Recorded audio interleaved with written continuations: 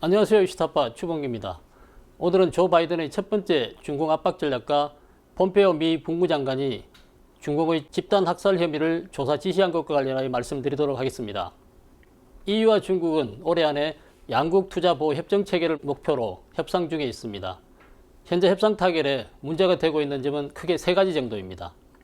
신장 위구르 지역의 강제 노동, 중국 노동자들에게 국제적인 수준의 노동권 부여, 그리고 미국 동의 등입니다. 지난 12월 24일 독일 최대 통신사인 DPA는 중공이 최근 유럽 기업의 중국 시장 진출 문제와 관련하여 새로운 양보를 했다는 문서를 입수했다고 밝혔습니다. 이 문서에 따르면 베이징은 해상 및 항공 운송 서비스, 금융, 컴퓨터, 과학연구 개발 분야, 신에너지 자동차, 전기 통신, 클라우드 서비스, 민간 병원 등 모든 분야에서 새로운 양보를 한다는 것입니다. 문서에는 양측이 올 연말까지 최소한 기본 합의에 도달할 것을 희망한다고 명시되어 있습니다. 왕이 중국 외무부장도 베이징서 유럽연합 27개 회원국 중국 주재 사절을 만났을 때 유럽 중국 간 투자협정이 곧 타결될 가능성이 있다고 했습니다. DPA가 입수한 문서에 따르면 지난 21일 발디스 유럽연합회 부집행위원장과 류허 중공 부총리가 서로 입장 차이를 해소하기 위한 화상회의를 하려고 했지만 무슨 이유에서인지 크리스마스 이후로 미뤄졌다고 합니다. 서로 간 대화가 연기된 이유는 문서에 나와 있지는 않습니다. 서양인들이 크리스마스를 중요하게 여기는 것은 사실이지만 21일 월요일은 정상 근무를 하는 날이고 화상회의가 축제 분위기를 망치는 것도 아닐 것입니다. 따라서 성탄절을 언급하는 것은 외교적 수사일 가능성이 큽니다. 한 독일 경제주간지는 중공이 원자력 관련 요구를 추가하는 바람에 7년간 협의해온 유럽 중국 간 투자협정이 막판에 교착 상태에 빠졌다고 주장하기도 합니다. 그러나 왕은빈 중국 외교부 대변인은 유럽 중국 간 투자협정이 벽에 부딪혔다는 주장에 대해 가짜 뉴스라며 협상은 현재 순조롭게 진행되고 있다고 했습니다. 그는 또 중국 측이 절차에 따라 유럽과 협상을 하고 협정을 맺기 위해 노력하고 있다고 주장했습니다. 하지만 나쁜 소식을 날리지 않는 것이 중공의 일관된 전략이기 때문에 왕은빈의 주장은 매우 의심스럽습니다. 아마도 유럽 중국 간 무슨 문제가 생겨서 그동안 비교적 순조롭게 진행되던 투자협상에 난항을 겪고 있는 게 아닌가 생각됩니다. 뉴욕타임스는 지난 12월 24일 유럽 중국 간 협상이 부진한 원인을 분석하여 보도를 했습니다. 뉴욕타임스는 대통령 당선자를 자처하는 바이든이 배후에서 유럽 중국 협상을 갑자기 냉각시키는 역할을 했다고 주장했습니다. 그 이유를 바이든이 국가안보보좌관으로 지명한 제이크 설리번이 21일 올린 트윗에서 있다고 봤습니다. 당일은 왕이 중국 외교부 부장이 EU 회원국 사절을 만난 날인데 설리번은 자신의 트윗에 바이든 해리스 행정부는 우리의 공통 걱정거리인 중국의 경제 관행에 대해 우리의 유럽 파트너들과 조속히 논의하기를 바란다고 올렸습니다. 뉴욕타임스는 이 트윗 내용이 바이든이 이 협의를 불만스럽게 생각한다는 것을 암시한다고 분석을 했습니다. 다시 말해서 바이든이 자신의 영향력을 이용해 유럽과 중국 간의 협의를 방해했다는 것입니다. 홍콩의 친중국 매체는 이를 바이든이 중국에 쏜 첫발이라고 했습니다.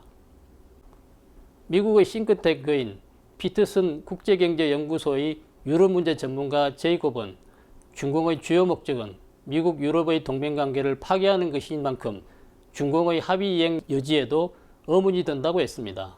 그는 미국의 소리방송에 출연해 만약 중공 정부가 미국 유럽 간 거래 일체를 파기하기 위해 서류상으로만 많은 양보를 했지만 이를 제대로 이행하지 않는다면 EU로서는 이중으로 손해를 보는 것이라고 했습니다. 중공은 미국과 유럽이 연합하여 함께 자신을 압박하는 것을 매우 두려워하고 있습니다. 그래서 중공은 미국과 유럽을 이간질해왔습니다. 미국과 싸우는 한편 유럽을 우군으로 끌어들이는 전략을 구사를 해왔습니다. 유럽연합도 미중 사이에서 줄타기를 하고 있습니다. 미국에 밑보이고 싶지도 않고 그렇다고 중국 시장도 잃고 싶지도 않아 양다리 전략을 구사하고 있습니다.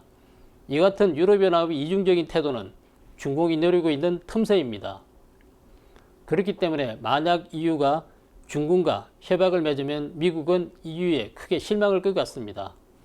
그리고 또 하나 문제는 중공이 협약을 체결한다 해도 실행에 옮기지 않을 가능성이 높다는 점입니다.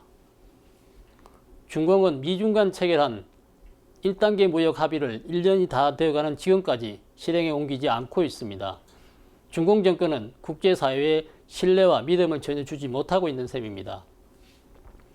중공을 연구하는 유럽학자들은 유럽과 중국 간 협정이 체결되는 순간 유럽은 미래 경쟁력에 대한 중요한 영향력을 잃을 뿐만 아니라 인권에서 화력발전소의 미래에 이르기까지 기본적인 가치관 문제에서도 영향력을 잃게 될 것이라고 내다봤습니다. 이들 학자들의 주장에 동조하는 일부 EU 회원국들은 협정이 중공의 인권 침해를 막지 못한다는 이유로 반대 의견을 냈을지도 모릅니다. EU 의장국인 독일의 메르켈 총리와 EU 대표부의 결정이 있더라도 EU와 중공 간 협정은 모든 EU 회원국 전원의 동의를 받아야 합니다. 서두에서 EU와 중공 간 협정 체결에 있어서 신장 위구르 지역의 강제 노동, 중국 노동자들에게 국제적인 수준의 노동권 부여 문제가 큰 쟁점이라고 말씀드린 바 있습니다. 유럽사회당과 민주당, 녹색당은 중공은 무역협정을 체결하기 전에 반드시 국제노동기구 기본협약을 비준할 것을 요구하였습니다. 여기에는 강제노동을 철폐하고 독립노조를 허용한다는 내용이 포함됩니다. 그러나 중국은 이를 거부했습니다. 프랑스 통상장관은 언론에서 중공이 강제노동 문제를 해결하지 않으면 프랑스는 EU와 중공 간 투자협정을 지지하지 않는다고 했습니다. 그는 또 우리가 강제노동을 폐지하는 노력을 하지 않으면 대중국 투자를 촉진할 수 없다며 무역거래는 사회문제를 추진하는 지렛대로 사용돼야 한다고 강조했습니다. EU 회원국들의 반대 목소리가 나오자 중공 리크창 총리는 23일 스페인 총리, 네덜란드 총리와 각각 전화통화를 했습니다. 중공 관영 언론에 따르면 리 총리는 전화통화에서 유럽이 중국 기업에 공평하고 개방적이고 비차별적인 경영 환경을 계속 제공해 줄 것을 희망하였다고 합니다. 그러나 리 총리의 노력은 별 효과를 거두지 못한 것 같습니다. 네덜란드와 벨기에, 룩셈부르크 등은 여전히 프랑스의 회의적인 태도를 지지하고 있습니다. 폴란드도 EU의 협정 체결을 서두르지 말고 워싱턴과 더 많은 협력을 하라고 촉구하고 나섰습니다. EU 회원국들은 이 협정이 중공의 충분한 경제 개방을 이끌어내지 못하고 또 중공에서 일어나고 있는 강제노동이나 신장 위구르족과 기타 소수민족에 대한 인권 침해 행위도 막아내지 못한다고 지적을 했습니다. 이상에서 살펴본 바와 같이 EU 회원국들은 EU와 미국과의 관계가 중공에 의해 와해된 것이 아니고 EU는 계속하여 미국과 보조를 맞추기 위해 최선을 다하고 있다는 점입니다. 그리고 인권 문제는 미국이 중공을 압박하는 주요 원인 중 하나입니다. 두 번째는 폼페이오 미 국무장관이 중공의 집단학살죄 혐의를 조사하라고 지시한 것과 관련한 소식입니다. 23일 외교전문지 포린 폴리시는 미국 관리와 소식통을 인용해 폼페이오 미 국무장관이 중공의 신장 위구르인 탄압행위가 집단학살죄에 해당하는지 조사하라고 지시했다고 전했습니다. 포린 폴리시는 폼페이오 장관이 모르스탄 미 국무부 국제형사 사법대사에게 이 조사를 맡겼다고 전했습니다. 전현직 미국 관리들에 따르면 국무원의 법률고문 대리, 국무원 내의 정보 부서 책임자, 그리고 인권과 동아시아 관련 업무 관계자들도 이 조사에 참여할 것 같다고 했습니다. 미국 국무부 이번 조사에서 집단학살죄가 성립된다고 결론나면 미국은 앞으로 추가 제재 조치를 취할 가능성이 높아 보입니다. 포린 폴리시는 중공의 집단학살죄로 규정하는 것 자체가 큰 상징적 의미를 갖는 외교적 메시지이며 이는 중공에 경제적 응징을 가하는 등 다양한 제재로 이어질 수 있음을 밝히는 것이라고 했습니다. 이에 앞서 트럼프 행정부는 신장의 인권을 침해한 중공 부총리급 고위 관료와 관련 기관에 제재를 가했습니다. 이번에 집단학살죄로 결론나면 미국은 관련 중공 관리들에게 국제공조를 통한 체포영장을 발부할 것으로 예상이 됩니다. 바이든 캠프도 중공의 신장 위구르 탄압에 대해 집단학살이라는 표현을 사용하고 있습니다.